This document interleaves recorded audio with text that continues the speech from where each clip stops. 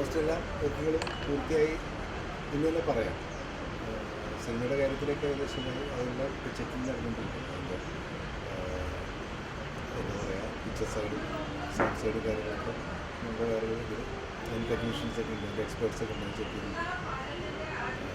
Almost എല്ലാ സിനിമകളും വന്നിട്ടുണ്ട്. നമ്മൾ ലിസ്റ്റിലുള്ള സിനിമകളൊക്കെ വന്ന് ചെറുത് മാത്രം എത്തിക്കൊണ്ടിരിക്കും. ബാക്കി ഇനാഗുറൽ ഫംഗ്ഷനും കാര്യങ്ങളൊക്കെ ഉള്ളത് ഇപ്പോൾ നടന്നുകൊണ്ടിരിക്കുന്നത്. നാളെയാണ്, നാളെ വൈകിട്ടാണ് ഗവർണറുടെ മുഖ്യമന്ത്രിയാണ് ഇനാഗുറേറ്റ് ചെയ്യുന്നത്. പിന്നെ മറ്റ് എന്താ പറയുക, സൈഡിലുള്ള പ്രോഗ്രാംസ് വജ്രകാരണം അങ്ങനെയുള്ള കാര്യങ്ങൾ ഉള്ളതെല്ലാം നടക്കുന്നുണ്ട്.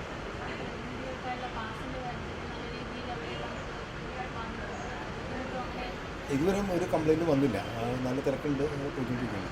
പിന്നെ പൊതുവേ നമ്മുടെ ഫെസ്റ്റിവലിന് ലാസ്റ്റ് ഡേ ആണ് കൂടുതൽ ആൾക്കാർ വരെ ക്ലാസ് കഴിക്കുക. ചിലപ്പോൾ ഇന്ന് വൈകിട്ടൊക്കെ ആയിട്ട് നല്ല തിരക്കുണ്ടാവും. പിന്നെ നാളെ രാവിലെയാണ് എന്നും ഈ ഫെസ്റ്റിവൽ സ്റ്റാർട്ട് ചെയ്യുന്ന ദിവസം രാവിലെയാണ് എല്ലാവരും വരിക. അത് ദൂരെ നിന്നൊക്കെ ഉള്ള ഡെലിഗേറ്റ്സിന് വരാനുള്ള, അല്ലെങ്കിൽ അവർക്ക് പാസ് വാങ്ങിക്കാൻ വേണ്ടി മാത്രം ദിവസം അത് തിരിച്ചു പോകാനാണ് നടക്കും. അപ്പോൾ എപ്പോഴും ആ ഫെസ്റ്റിവൽ സ്റ്റാർട്ട് ചെയ്യുന്ന ഡെയിലി ഭയങ്കര രക്ഷയായിരുന്നു.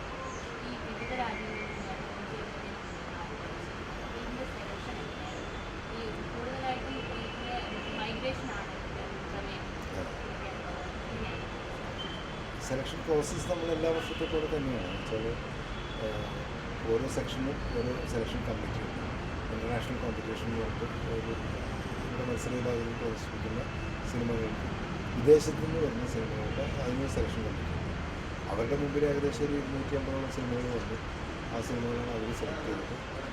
ഇത് കൂടാതെ വേൾഡ് സിനിമ എന്നൊരു സെക്ഷൻ, അതിനൊരു സെലക്ഷൻ ഉണ്ട്. ആ വേൾഡ് സിനിമയിലും ആ സെലക്ഷൻ കമ്മിറ്റിയുടെ മുമ്പിൽ ഒരു ഏകദേശം 100 സിനിമകൾ വന്നു. ഈ ഇൻ്റർനാഷണൽ കോമ്പറ്റീഷനിൽ 15 സിനിമയെ സെലക്ട് ചെയ്തിട്ടുണ്ട്. അതിൽ 2 മലയാള സിനിമയും 2 ഇന്ത്യയിൽ തന്നെയുള്ള മറ്റ് ഭാഷകളിൽ നിന്നുള്ള സിനിമയും. 14-15 അത് നമ്മുടെ തീരുമാനിച്ചു സിനിമകളുടെ ക്വാളിറ്റി അനുസരിച്ച്. അവർ 10 സിനിമകൾ ഇൻ്റർനാഷണൽ കോമ്പറ്റീഷനിൽ അവർ സെലക്ട് ചെയ്യും. പക്ഷേ 250-200 സിനിമകളൊക്കെ കണ്ടിട്ട് ഈ 10ന് മേലെ കൊള്ളാവുന്ന സിനിമകളിൽ നിന്ന് അവർ ചൂസ് ചെയ്യുന്നതിന് കൂടി വേൾഡ് സിനിമയിൽ നമ്മൾ ഉൾപ്പെടുത്തും. അതല്ലെങ്കിൽ മറ്റേതെങ്കിലും കാറ്റഗറിയിലേക്ക് ഉൾപ്പെടുത്തേണ്ട സിനിമകളാണെങ്കിൽ അങ്ങനെ ഉൾപ്പെടുത്തും. അപ്പോൾ ഡെബ്യൂ ഫിലിം ഡയറക്ടേഴ്സിൻ്റെ ഒരു പാക്കേജ് ഉണ്ടെങ്കിൽ അങ്ങനെ ഉൾപ്പെടുത്താം. വനിതാ സംവിധായകരുടെ അങ്ങനെ ഉൾപ്പെടുത്താം. അങ്ങനെയുള്ള പാക്കേജുകൾ, അങ്ങനെ സ്പെഷ്യൽ എന്തെങ്കിലും പാക്കേജ്, ഇപ്പോൾ മൈഗ്രേഷന് വേണ്ടിയിട്ട് നമ്മൾ അവർ സജസ്റ്റ് ചെയ്തൊരു സിനിമ കൂടി ഉൾപ്പെടുത്തിയിട്ട് അങ്ങനെയൊക്കെ വരും. വേൾഡ് സിനിമയിൽ ഇതേപോലെ കുറേ സിനിമകളുണ്ടാവും. അതിൽ നിന്ന് നമ്മൾ സെലക്ട് ചെയ്യും. പിന്നെ ഇത് കൂടാതെ ഒരു 10-25 സിനിമ മിനിമം നമ്മൾ അത് വലിയ മാസ്റ്റേഴ്സിൻ്റെ സിനിമകൾ അല്ലെങ്കിൽ വലിയ വലിയ മേളകളിൽ, ഇപ്പോൾ ക്യാൻസിലും ബെർലിനിലൊക്കെ പുരസ്കാരങ്ങൾ കിട്ടുക അങ്ങനെയൊക്കെയുള്ള സിനിമകളുണ്ട്. അവരൊന്നും നമുക്ക് എൻട്രി ചെയ്യില്ല. അപ്പോൾ നമ്മൾ അങ്ങോട്ട് അവരെ വിളിച്ച് അത് എന്താ പറയുക, അതിന് പർച്ചേസ് ചെയ്യാൻ ചെയ്യും.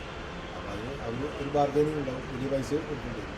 അപ്പോൾ അങ്ങനെ നല്ല സിനിമകൾ, ഞാൻ ഏറ്റവും കൂടുതൽ നമ്മുടെ ഇവിടുത്തെ ഡെലിഗേറ്റ്സ് കാണാൻ ആഗ്രഹിക്കുന്ന സിനിമകൾ, എല്ലാ വിദേശ മേളകളിലും ഒക്കെ അത്രയും അംഗീകാരം നേടിയിട്ടുള്ള സിനിമകളൊക്കെ ചിലപ്പോൾ നമ്മൾ പർച്ചേസ് ചെയ്യും. ഇത് കൂടാതെ നമ്മൾ ക്യൂറേറ്റ് ചെയ്യുന്ന സിനിമകൾ, ചില ക്യൂറേറ്റേഴ്സ് ഓരോ പാക്കേജുകൾ